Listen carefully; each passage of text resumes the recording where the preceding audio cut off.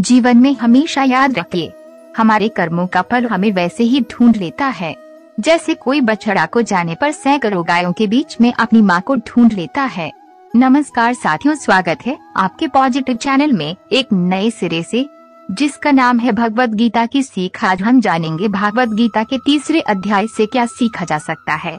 इस वीडियो में बात करेंगे तीसरी अध्याय की बहुत ही सरल भाषा और आसान शब्दों से। अर्जुन अपने सभी रिश्तेदारों को अपने विरोधी के रूप में सामने की सेना में खड़ा देखकर निराश हो जाता है, जो कल तक केवल उसके मित्र थे। अपनी मानसिक दुविधा के कारण अर्जुन सबसे पहले श्री कृष्ण से अनुरोध करता है कि वे अपना रथ दोनों सेनाओं के बीच में खड़ा करें ताकि वह उन सभी को देख सके जो उसके विरुद्ध खड़े हैं। अर्जुन अपने हथियार को नीचे गिरा देता है और ये तर्क देते हुए रथ के पीछे चला जाता है कि वो अचानक उसे नहीं मार सकता जिसे वह अब तक अपना मानता था। वह यहाँ तक इच्छा व्यक्त करता है कि यदि दुर्योधन उसे अभी मार दे तो सारा नरसंहार टल जाएगा। इस प्रकार अर्जुन श्री कृष्ण की शरण लेता है। तब श्री कृष्ण ने अर्जुन से एक कथा के रूप में आगे बताते हैं। श्रीमद् भगवद गीता तीसरे अध्याय के पाठ का महत्व। श्री नारायण बोले, हे अर्जुन, एक महामूर्ख व्यक्ति अकेला ही एक वन में रहता था। गलत कार्यों से उसने बहुत सा धन इकट्ठा किया। किसी कारण से वह सब धन जाता रहा। अब वह व्यक्ति बहुत चिंतित रहने लगा। किसी से पूछता कि ऐसा उपाय बताओ जिससे पृथ्वी में गड़ा धन मुझे मिले। किसी से पूछता कोई उपाय बताओ जिसे लगाने से पृथ्वी में गड़ा धन दिखने लगे।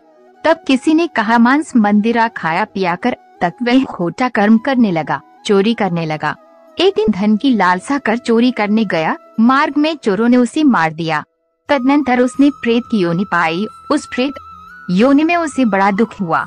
एक वट वृक्ष पर 7 दिन चिल्लाया करता कि कोई ऐसा भी है जो मुझे इस अधम देह से छुड़ावे। कुछ समय बाद उसकी पत्नी जो गर्भवती थी उसने एक पुत्र को जन्म दिया। जब उसका पुत्र बड़ा हुआ तो एक दिन अपनी माता से उसने पूछा, मेरा पिता क्या व्यापार करता था और उनका देहांत किस प्रकार हुआ।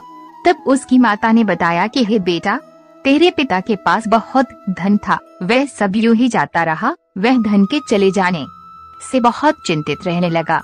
एक दिन धन की लालसा से चोरी करने गए, लेकिन मार्ग में चोरों ने उन्हें मार डाला।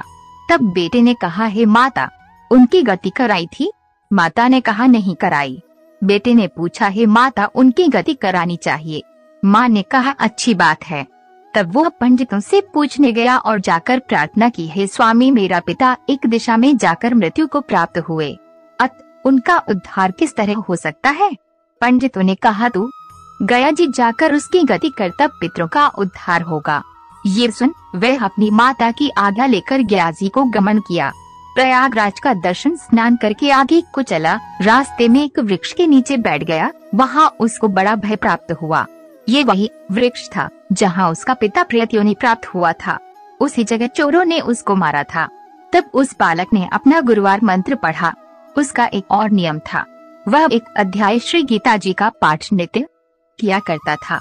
उस दिन उसने श्री गीता जी के तीसरे अध्याय का पाठ उस वृक्ष के नीचे बैठकर किया, जिसे उसके पिता ने प्रेत की योनि में सुना। तो सुनते ही उसकी प्रेत योनि छूट गई और उसका शरीर देवताओं के समान हो गया। स्वर्ग से विमान आए और वह विमान पर चढ़कर पुत्र के सामने आया और आशीर्वाद देकर कहा, हे पुत्र, मैं तेरा पिता हूँ जो मरकर प्रेत हुआ था। तेरे इस पाठ करने से मुझे देवताओं के समान शरीर मिला है। अब मेरा उद्धार हुआ है और तेरी कृपा से मैं स्वर्ग को जा रहा हूँ। अब तू ज्ञाजी को अपनी खुशी से जा। इतना सुनकर पुत्र ने कहा, हे पिताजी, कुछ और आज्ञा करो जो मैं आपकी सेवा करूँ। तब उस देवदेही ने कहा, देख, मेरी 7 पीढ़ियों के पितर नरक में पड़े हैं। अब तू श्री गीता जी के तीसरे अध्याय का पाठ करके उनको भी इस दुख से मुक्ति प्रदान कर। इतना वचन कहकर जब वह स्वर्ग को चले गए, तब इस बालक ने वहीं पर पूर्ण गीता जी के तीसरे अध्याय का पाठ किया और सब पितरों को उसका पुण्य देकर वैकुंठगामी किया। जो प्राणी श्री गीता जी का पाठ करता है या सुनता है, उसका फल कहाँ तक कहने में नहीं आ सकता। तब श्री भगवान जी बोले, हे लक्ष्मी, ये तीसरा अध्याय का जो फल मैंने तुमसे कहा वह धन्यवाद। जय श्री कृष्ण।